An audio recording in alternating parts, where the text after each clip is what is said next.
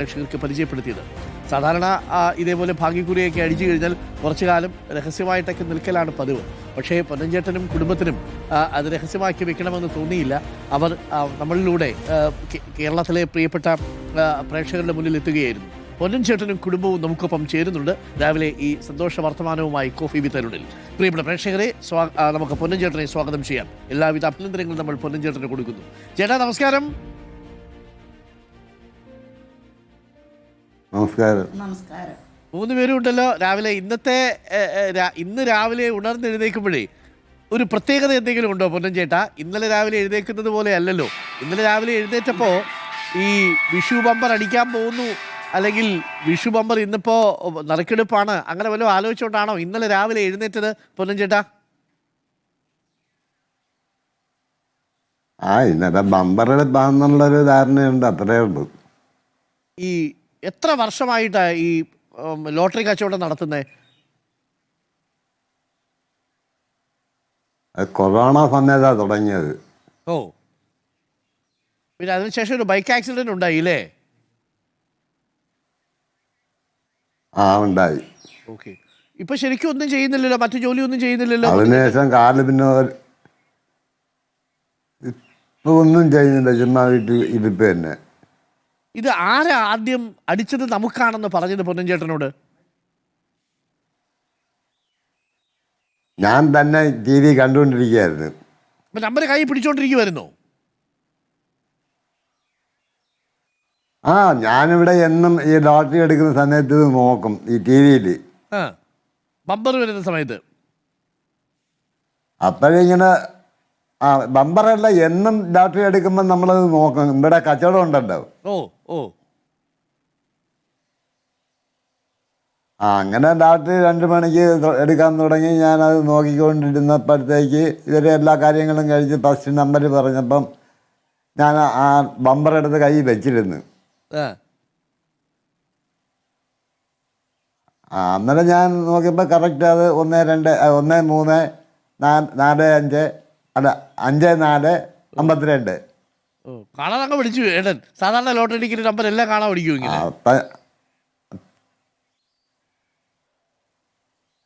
എല്ലാ ലോട്ടറിയും ഞാൻ ഇതേണൊക്കെ പരിശോധിക്കും. കാരണം ഇവിടെ ലോട്ടറി കച്ചവടം ഉള്ളതിൻ്റെ പേരില്ലേ. ഓ,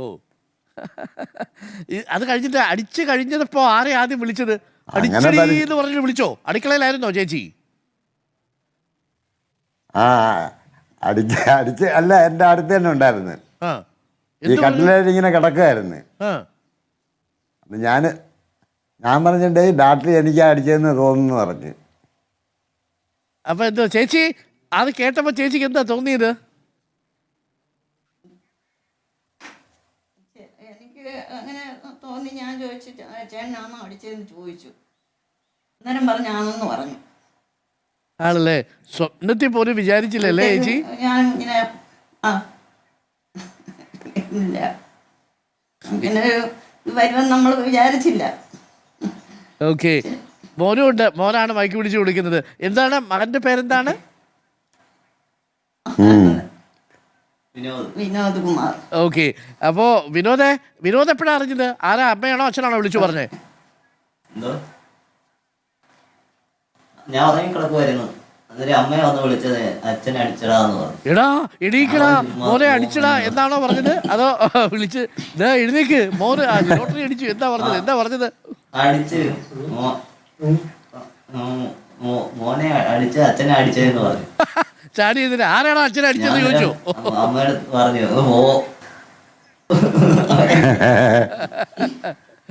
ഇല്ല അങ്ങനെ. അമ്മയ്ക്ക് അടിച്ച പിന്നെ ഞാൻ മൊബൈലിൽ നോക്കി. ഒന്ന് പോന്നാണ് ആദ്യം പറഞ്ഞല്ലേ? അമ്മ പറഞ്ഞപ്പോ ആദ്യം പറഞ്ഞത് ഒന്ന് പോ, ചുമ്മാ പറയല്ലേന്ന് പറഞ്ഞു. ഓക്കെ. എന്തായാലും അത് സന്തോഷമുള്ളൊരു കാര്യമാണ് പൊന്നൻ ചേട്ടാ. ഈ 12 കോടിയിൽ എത്ര കിട്ടും എന്നൊക്കെയുള്ള കണക്ക് കൂട്ടലൊക്കെ ഇന്നലെ രാത്രി കിട്ടിയോ? ആൾക്കാരൊക്കെ ഒരുപാട് പേര് വന്നിട്ടുണ്ടാവുമല്ലോ. നമ്മളൊന്നും കൂട്ടിയതൊന്നുമില്ല. ഇവിടെ ഓരോരുത്തരിങ്ങനെ പറഞ്ഞ് ഇത്ര കിട്ടും അത് കണക്കൊക്കെ സൂക്ഷിച്ച് നോക്കി ജീവിച്ചോണം എന്നൊക്കെ മാത്രമേ ഇങ്ങനെ ഓരോരുത്തർ പറഞ്ഞുകൊണ്ട്. ഈ വിനോദ് മാത്രമേ ഉള്ളൂ മകൻ? എത്രയുണ്ടെന്നൊന്നും നമുക്കറിയത്തില്ലല്ലേ. അതെ. ഓക്കെ. ഇനിയിപ്പം ഇന്നലെ രാത്രിയിൽ എന്തായാലും ഒരു പ്ലാൻ ഇട്ടിട്ടുണ്ടോ ഈ ഇത് കൊണ്ട് എന്ത് ചെയ്യാൻ പോകുന്നു അങ്ങനെ എന്തെങ്കിലും? ഒരു പ്ലാനുമില്ല. ഇതൊരു 10-11 മണിയായി ഞാൻ ബാങ്കിൽ നിന്ന് ഇവിടെ തിരിച്ചു വന്നപ്പം. ആ അന്നേരം എൻ്റെ ഒരു മരുമോനുണ്ട്, അയാൾ ഇവിടെ വന്നില്ല. അയാൾ ഗൾഫിലായിരുന്നു, അയാൾ ഇവിടെ വന്നായിരുന്നു. ഓ അപ്പം അയാൾ ഇത്തിരി നേരം കഴിഞ്ഞിട്ട് അയാൾ അങ്ങ് പോയി. പിന്നെ ഞങ്ങൾ സുഖമായിട്ട് എന്നും കിടക്കുന്ന കണക്ക് നമ്മൾ കിടന്നങ്ങ് ഉറങ്ങി. വേറെ നമുക്ക് ഒരു ഇതുമില്ല. അങ്ങനെ അടിച്ചെന്നുള്ളൊരു ഫീലിംഗ് ഒന്നും നമുക്ക് ഇതുവരെ തോന്നിയിട്ടില്ല. എന്തായാലും ചേട്ടന്റെ മനസ്സിലൊരു ഒരു സങ്കല്പം ഒന്നും തോന്നുന്നു അല്ലേ? ഇത്രയും കോടി, അപ്പോൾ ഒരു 12 കോടി കിട്ടിയാൽ ഏകദേശം ഒരു 8-9 കോടിക്ക് അടുത്ത് കിട്ടുമായിരിക്കും അല്ലേ? അപ്പോൾ ഇത് പൈസ ഇങ്ങനെ കൈ കിട്ടുമ്പോഴേ ചേട്ടന്റെ മനസ്സിലൊരു 9 ഒന്നും കിട്ടത്തില്ല. ഇല്ല 9 ഒന്നും കിട്ടത്തില്ല. 9 ഒന്നും കിട്ടത്തില്ല. ഓ ഇത് 7 ചില്ലറ കിട്ടുമെന്നാണ് ഇങ്ങനെ ഞാൻ അറിഞ്ഞത്. ഓ 7 കോടി 20 ലക്ഷം നമ്മുടെ കൂടെ നമുക്ക് നമ്മുടേതായ ആവശ്യങ്ങളുണ്ട്. ഉണ്ട്. ഞാൻ അതിലേക്ക് വരാൻ ചേട്ടാ, ഒരു മിനിറ്റ്.